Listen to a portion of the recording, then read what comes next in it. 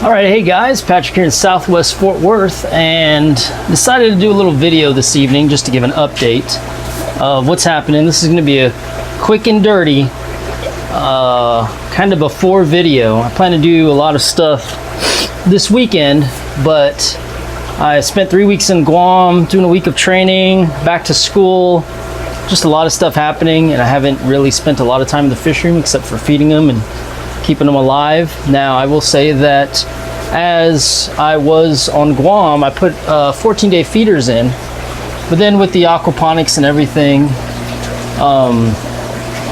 I came back, everything's just fine. Everything's good. Anything that was weak or did die or whatever got eaten by the other fish. But there's enough, and well, you can see the pothos. It's just kind of grew in a jungle. I've really got to do a lot of trimming. There's algae on the tanks. There's plants growing like crazy. None of it bad. I just have to put some time in because I've been so busy with stuff. I've just been feeding.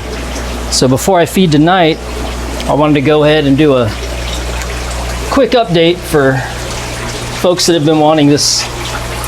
Just an update on what's happened in the fish room because I haven't made a video in a while, longer one. So we'll do the quick and dirty, messy fish room update before I come through and do trim everything and clean everything and do all the stuff that needs to get done. So let me turn on some lights in here so we can see what's happening.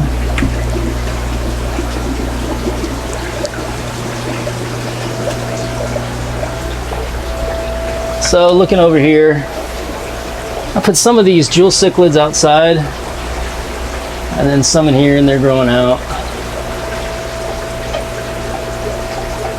I've got the guppy grass needs to be trimmed. Here are the neon rainbows, guppies with the swordtail in there, and more guppies. I gave a lot of these Moscow blacks away and paid for some 40-gallon. I also have a light out over here, so I've got to replace that. No, is it out? No, it's not out. It's just, yeah, I've got to trim that. Okay, yeah, there's nothing wrong with that light, except it's got plants growing all throughout. Look at that. Yeah, I got to do some trimming. It's a lot of stuff has grown out. It's a jungle. It's like come in and feed. A lot of this ivy is attacking me from everywhere, which is good for the fish though. Yeah, the fish don't mind it. And again, I just bought some like 14-day feeders, put them in, and I was gone for 3 weeks. But with plants and the fish, better to be gone and not have to worry about somebody putting too much food in the tank and fouling the water up. So the water's not fouled up, and yeah.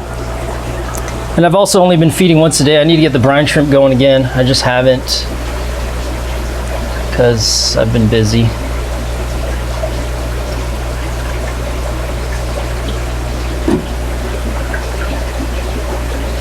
Just an FYI, there is a Texas Cichlid Association auction coming up on the 15th of next month, September. I'll have to sell off some of these fish and shrimp and plants. Look at all the algae on that one. I gotta wipe that down with the fisher. The fish do not mind.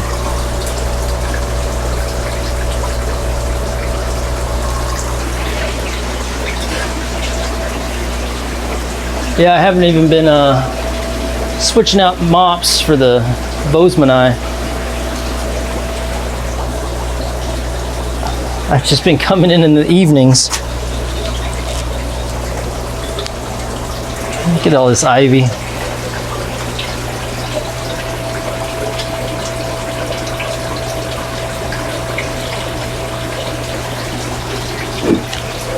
Got to build a stand this weekend, set up some other tanks inside as grow out tanks.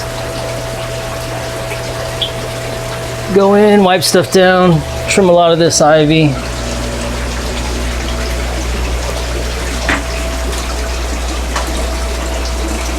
These guys ready to eat.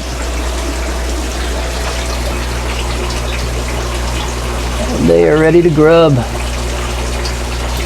I'll feed them after this video.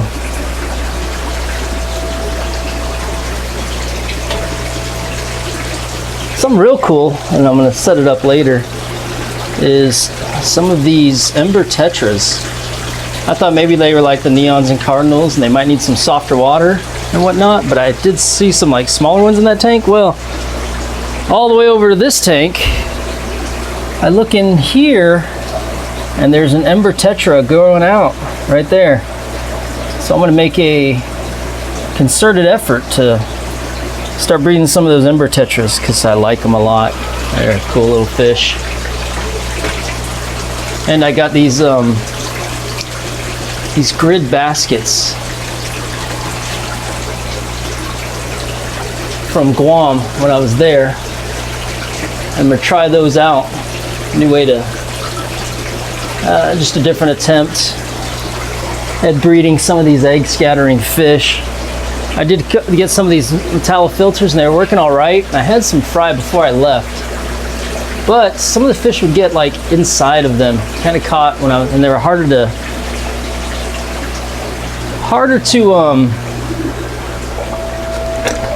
net out. But let me just show you guys one of these baskets. So they're quite cool. All right, and I'm gonna use one of these baskets here. Oh, bear with me here as I fix this.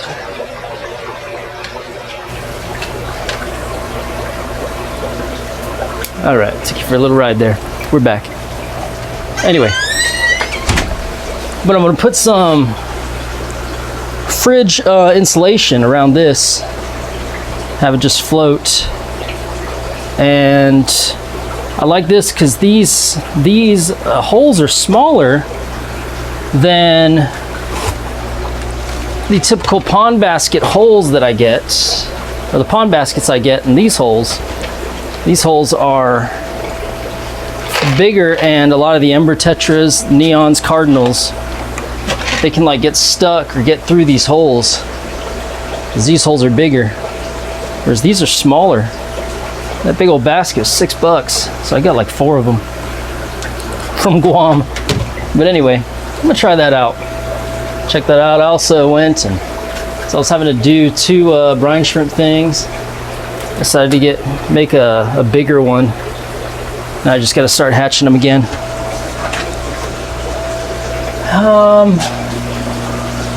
Yeah, that's the quick and the dirty, guys. See it. Even though I was gone, the fish and the shrimp, they're not seeming to care much that I was gone. Nope. And that's cool. And the plants are, well, you can see it's a sunroom. I've got this cherry tomato plant. I think it's been too hot, but it's still been growing like crazy, so I need to start, when it cools down a bit maybe, and start looking for some tomatoes. Oh my gosh, I've got to trim a lot of this stuff. I even put some of the angels in the sump here before I left to grow out.